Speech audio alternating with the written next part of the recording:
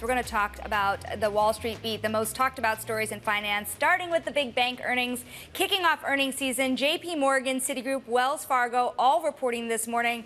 Really mixed results here. I want to talk a little bit about this idea that the investment banking boom has come back. Certainly it has. It hasn't, according to investors, shaken off that concern here about credit quality. Of course, Wells Fargo is feeling the brunt of that. But the CEO in the statement, interestingly enough, really tried to point out that they are really focusing here on that recurring fee revenue. Still, you see every one of these banks so far in the red by at least 2%, 7% or more for Wells Fargo.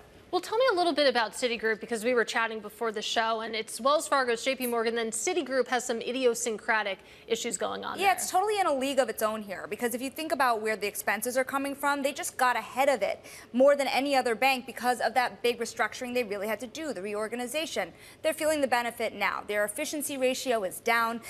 Interestingly enough, a lot of the businesses that they said that they would focus on now, trading, for example, you're seeing some gains, equity trading blowing through estimates, and some of that investment starting to come back, though we know, and this gets us to our next story, the investment banking division still has some gains to go. And next up, we are going to talk just about that. Citi's new investment banking chief was granted shares worth $41 million to replace the compensation he gave up when he left JP Morgan.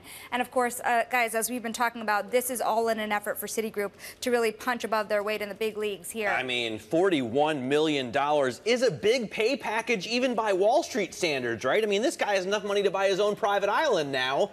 What does that compare to in terms of, for example, CEOs across the street? I've heard there are islands up for sale, but beyond that, you know, even CEOs, to your point, if you think about the biggest banks, it's in the $20 to $30 million range in a given year. But this was a big hire coming from JP Morgan at the highest levels of their investment bank. JP Morgan is always top 3 in advisory.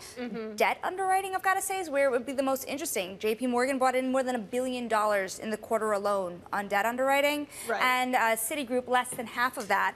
It's an opportunity. So $41 million, big headline there, definitely gets Matt Miller's eyeballs. It's interesting to look into the details of the compensation, how it's structured, because the award, it vests in 6 installments from January 2026 through 2031, and none of the award eligible for immediate sale. So some interesting details there. Well, they want to keep golden handcuffs, right? That's what they call them at the end of the day. I would happily wear them. Yeah.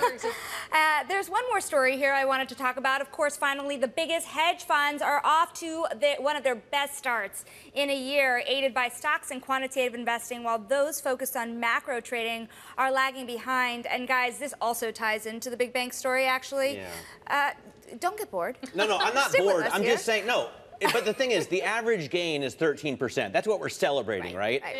I would rather just buy the S&P. What's the cheapest ETF I can get? Like 2 basis points. Yeah, instead of paying 2 and 20 for less, better performance. Hey, listen, if you want to slam on the hedge funds, I won't mind it all day, because, you know, you have to think about they're also operating at essentially max leverage. Remember, leverage don't come cheap these days.